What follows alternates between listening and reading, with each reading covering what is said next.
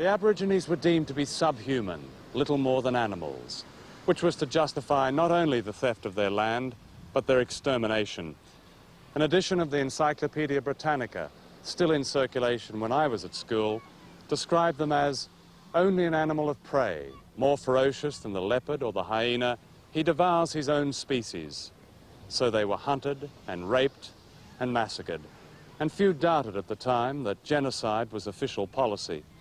A government report in the 1850s spoke of the success of poisoning Aborigines, 100 of them laid out at a time. But until quite recently, little of this was even acknowledged. In Tasmania, the Aborigines were said to have died out. In fact, they were hunted along with kangaroos and almost wiped out. In New South Wales, by 1845, the tribe who had watched Captain Cook sail here into Botany Bay was reduced to 3 women and a man. In Victoria, an Aborigine called Old Mr. Burt recalled this story told by his mother. They buried our babies with only their heads above the ground. All in a row they were. Then they had a test to see who could kick the babies' heads off the furthest. One man clobbered a baby's head off from horseback.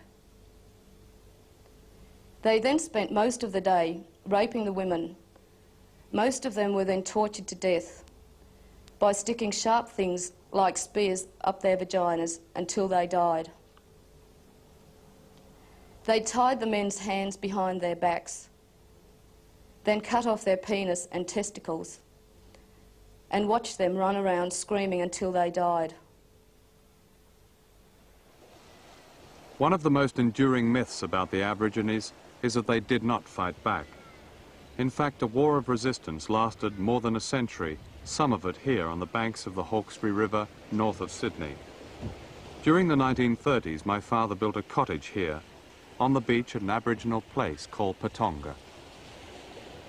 I think we knew that somebody had lived at Patonga at some time, but no one talked about it. In fact, an entire nation had lived here on and off for thousands of years. They were called the Jurag, a unique Aboriginal people, tall and slender, whose country extended to a 40-mile radius north of Sydney, and the mighty Hawkesbury River was theirs.